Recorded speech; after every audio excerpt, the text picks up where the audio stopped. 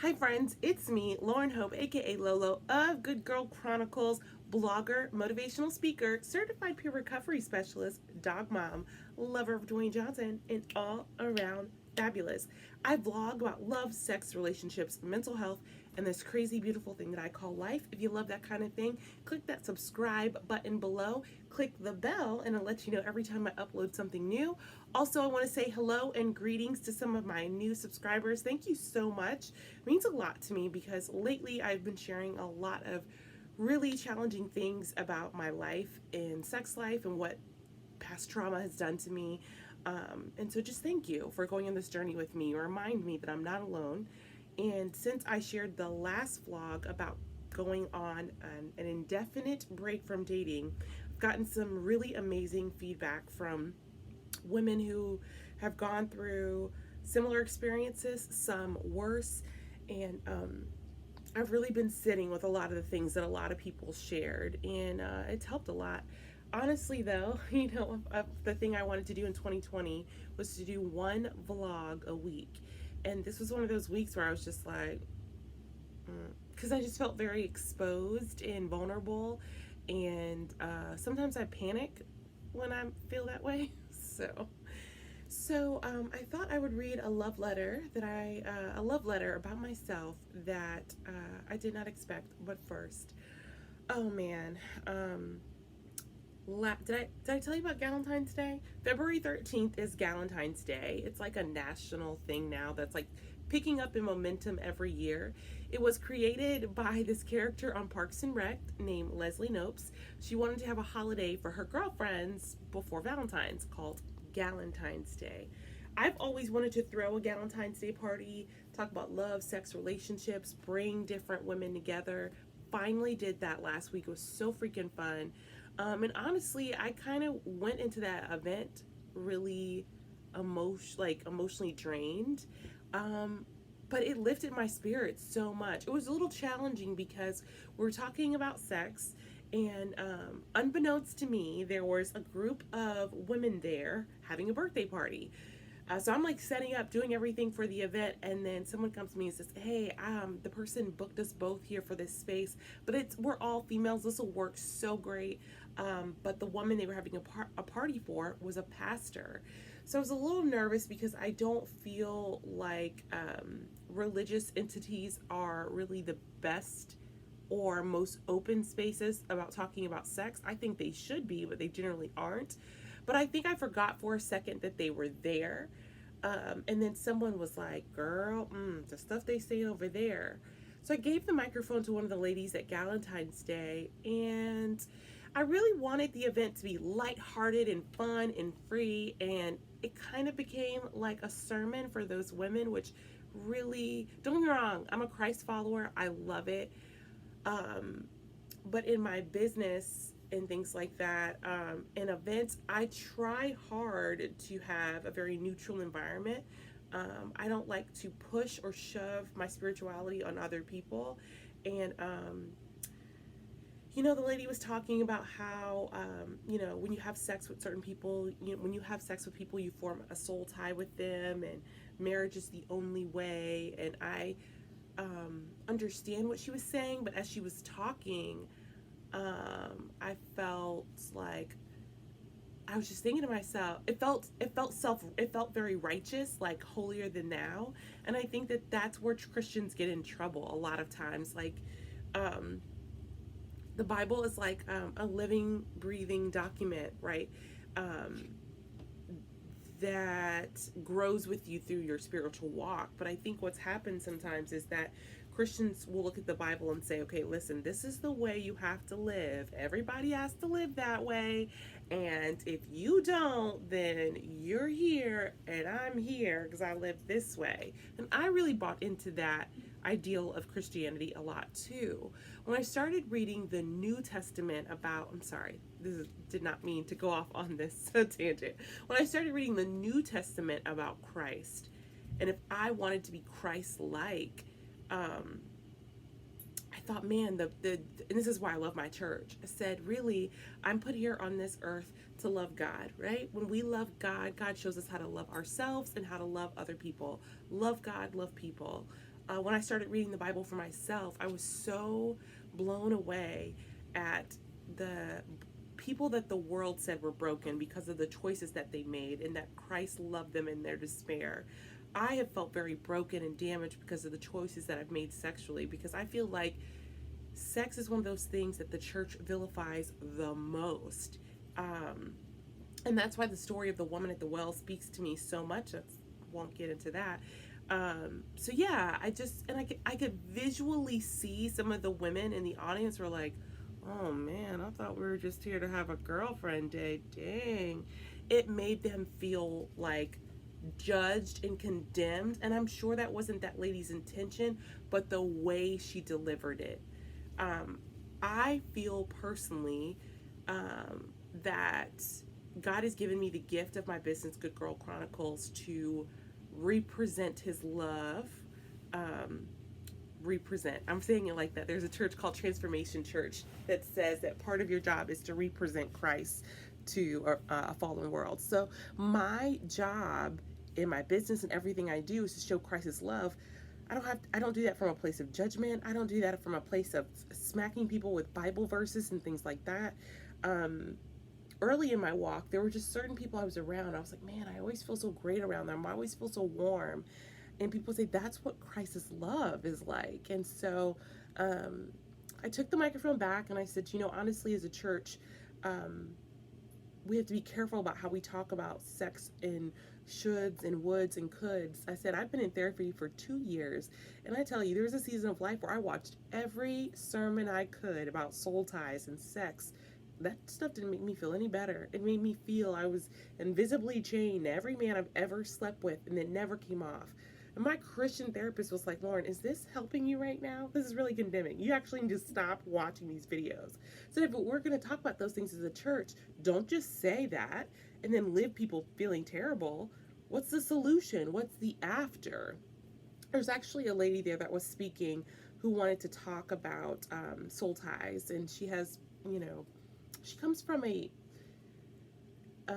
different, she doesn't come from a spiritual perspective, and she was talking about an exercise that she does to help people who feel so bound by their sexual past. And so I'm thinking about doing an interview with her. Her name's Neve Grace, in the Hampton Roads area. She's a yoga instructor as well as some other things, so that was interesting. Once we redirected some of that energy, we actually had an amazing choreographer do a dance. She choreographed this dance to Beyonce's old school song, Naughty Girl. Sorry, I feel like I'm gonna burp. No, it passed. And so that turned things around. But Valentine's Day was really great. And on Valentine's Day, I decided that was when I was going to start my 72-hour social media fast. Yes, you just saw the camera move back, sorry. And so I was off of social media for 3 days. And I realized, how much I'm on it. Like, it's the first thing I check in the morning, which is like, ugh. But then, I was like, man, I don't really need it that much. You know what I mean? And I just spent a lot of time sleeping and running. Girl, I ran 9.5 miles last week.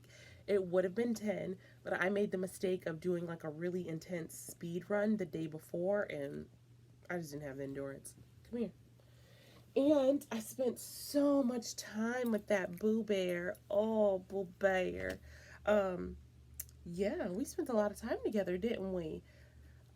Tomorrow I wanted to run 11 miles, but we have a snowstorm moving through our area, so it might be cold. I don't know. I might still try to do that tomorrow. The Shamrock Half Marathon is like a month away, and the half marathon is what I'm training for, so yeah.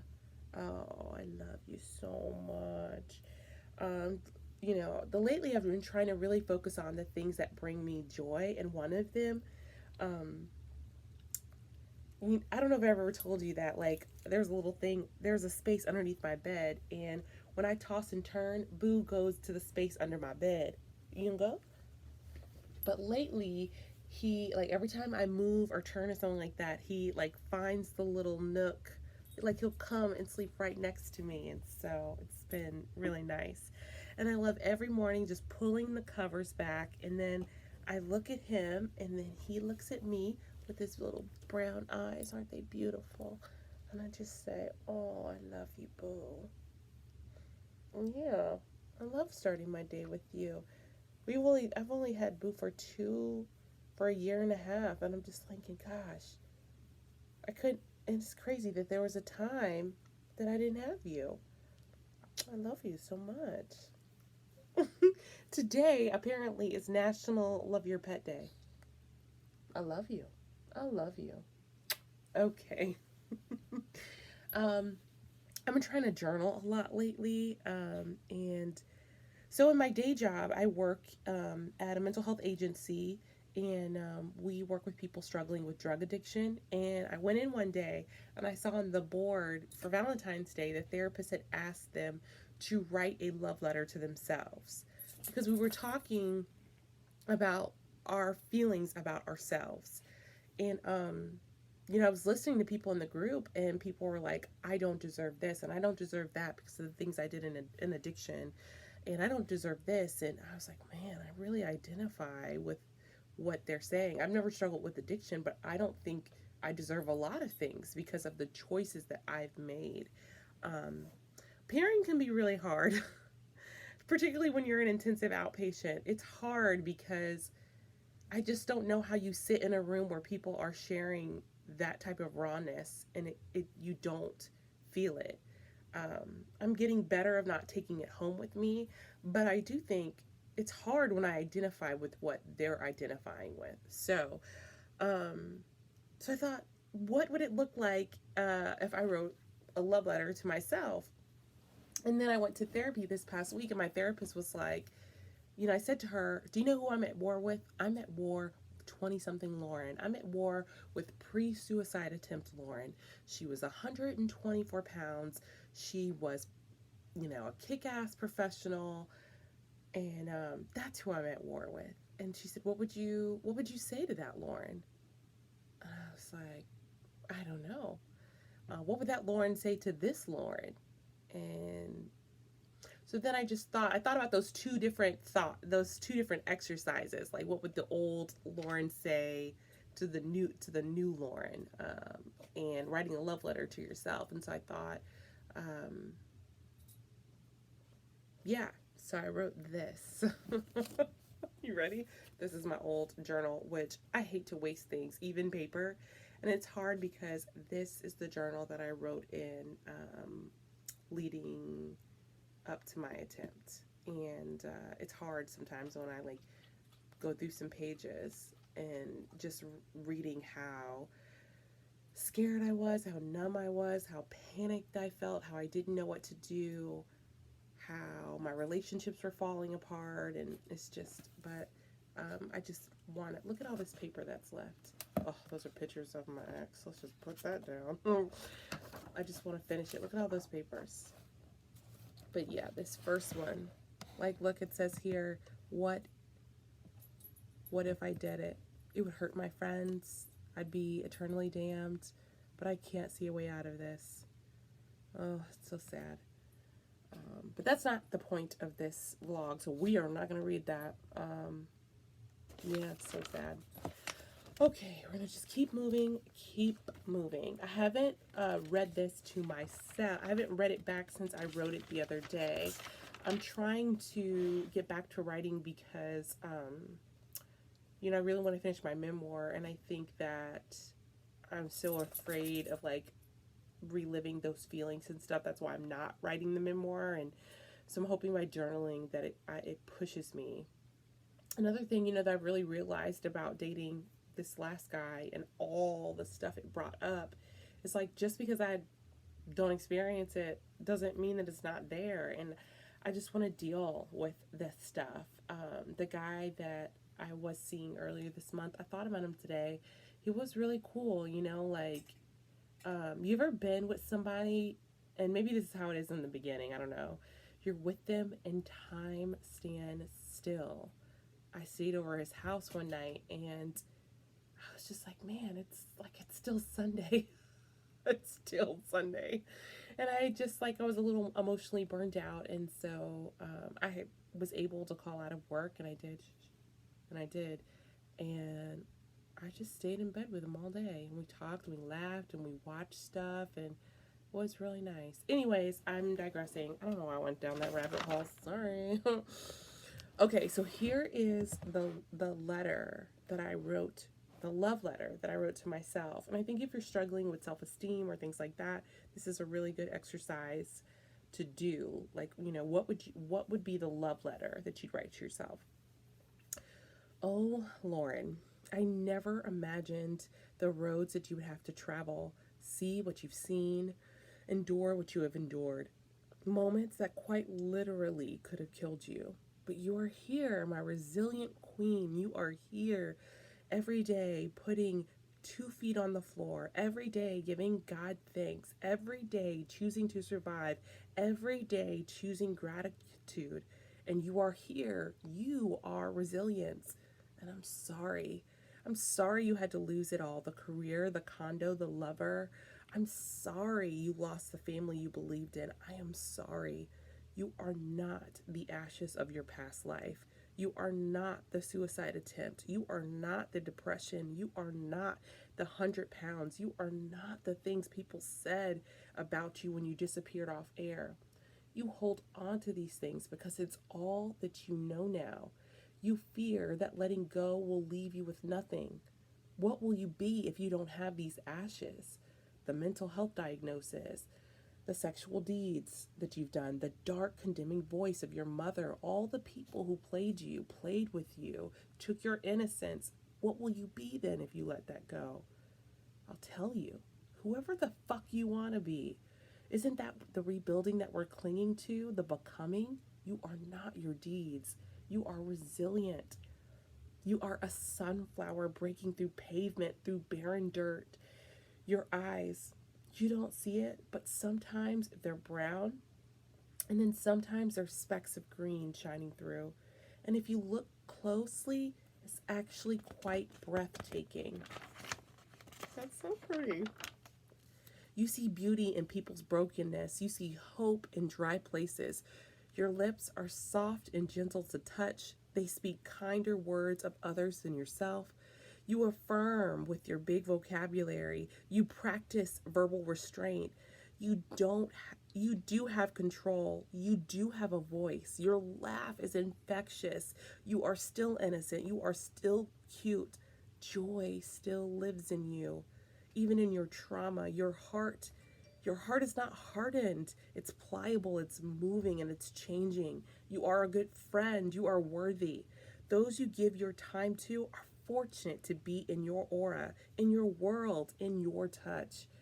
There is still life left in you, a life to build, a life to let go. There is love left inside of you. There is possibility. There is more. And I want it so badly for you. You deserve this life, this love inside of you first. And then maybe, if he's amazing, maybe from someone else. You are a fighter who doesn't stay down long.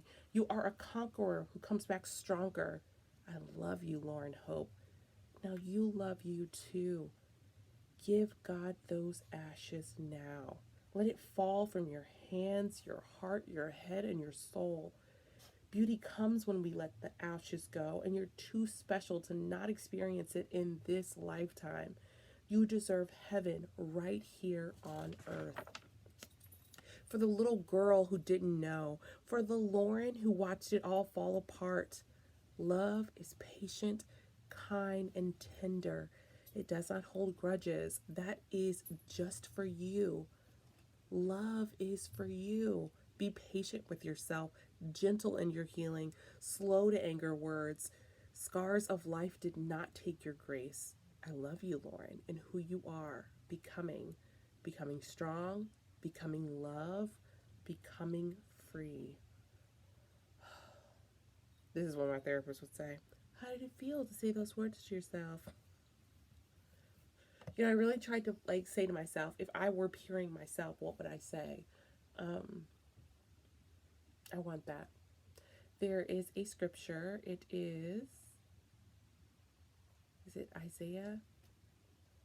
Oh gosh. Yes, I was right. It's Isaiah 61:3. I will give you beauty for your ashes. And that is a translation. And so if we think about ashes, right?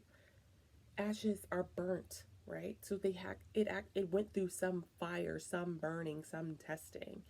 And what happens so much in life is that we hold those ashes and they make us bitter and resentful and angry, and we hate ourselves and war with ourselves about it. And I know this is why that scripture is right up there. I know. And God says, I will give you beauty for your ashes. It is an exchange. And there's so many parts of my ashes that I can't let go of. I don't know if the pain reminds me if it's real or I don't know. I don't know. So then, as I was writing that, I thought to myself, even though like right now, I just really want to focus on myself. I've actually decided for Lent, even though it's a Catholic thing, a lot of Christians give up things for Lent. I am not having any sex during Lent. Not saying that I'm this sexual, hypersexual person. If you are, no shade. But for Lent, I'm not having any sex. And I want to incorporate healthier things in my life, really focus on time management and putting my energy into the things that bring me joy. But I know that no sex during Lent is what yes. Anywho, so thinking about, okay, if I could write a love letter or like something to the type of partner I want. You know, I was in a situation this past week where I had the chance to see an old flame, and it's like I went back to the situation with new eyes, and I just thought, gosh, this person is not who I thought they were at all. And yeah, they just weren't who I thought they were at all. So then I started, you know, boo. That dog is into something. I don't know. He into something, anyways. The partner I deserve. Maybe I've not met him yet. He sees me, and time slows down. He knows there is something in me he must know. He is polite with a nice, genuine smile. He takes me on a great date. He looks in my eyes. He listens to me when I talk. He makes me laugh, and our conversation is easy. He doesn't kiss me on the first date, on the second, or the third. He takes an interest in my life and prays for me without asking. We build a friendship, and while he wants me sexually, he wants me emotionally more. He desires to love me first. He introduces me to his friends and his mom, church parties, work parties, and more. We share life through several seasons. We argue fair and talk honest.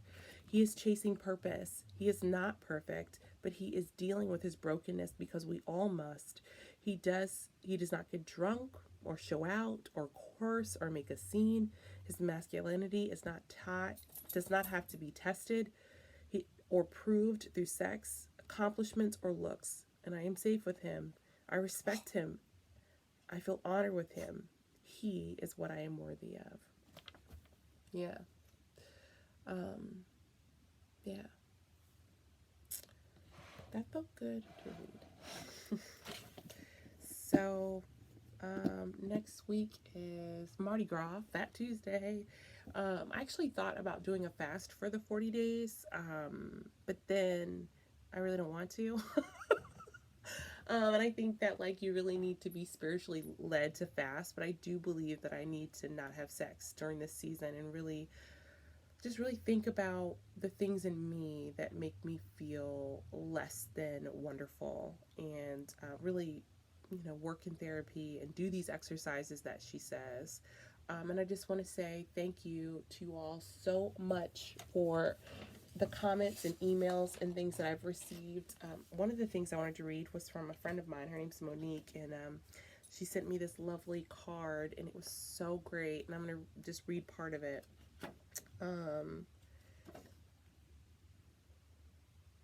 I had no idea that these were the details of the past that has made you the person that we all have come to know, love, trust, respect, and adore.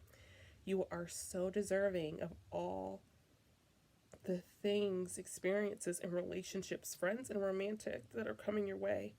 This may not be the life you envisioned for yourself 5 or 10 years ago. It's on its way to being better than you could have ever imagined. Be patient because you must go through today to get to tomorrow, next week, next year, and even the next decade. My Valentine's wish for you is that you see yourself through the eyes of the people who you surround yourself with and care for you, and the people who have had their lives changed by you, until you see it, radically accept that you are truly a person who is worthy and amazing in so many ways. Yeah.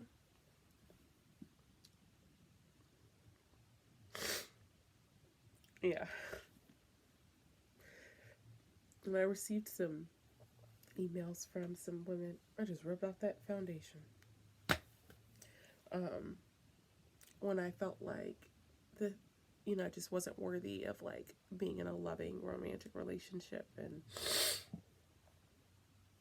it felt good. It felt good.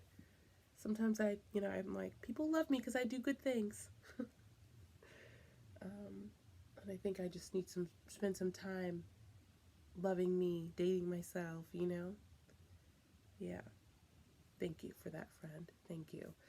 And thank you for watching this and following this. And yeah, if you struggle with seeing yourself as the wonderful, awesome person that you are, because I believe if you're watching this to this entirety, you are amazing. Spend some time this weekend, writing a love letter to yourself. If you really, what inspired me was, the thing I saw, but I was like, what if I love myself the way that I love other people? Because I really do love people. And what if I wrote the love letter to myself as if I were a friend? I'd be like, girlfriend. So, yeah, if you do that, I would love. If you want to share, you can email me at teamgoodgirl84@gmail.com. Comment below. I'm also on Facebook at Good Girl Chronicles LLC. Again, thank you so much for following this beautiful, crazy thing that I call life. And yeah, today was a good day. As we say here at Good Girl Chronicles, I love you. I love God more. See you next time.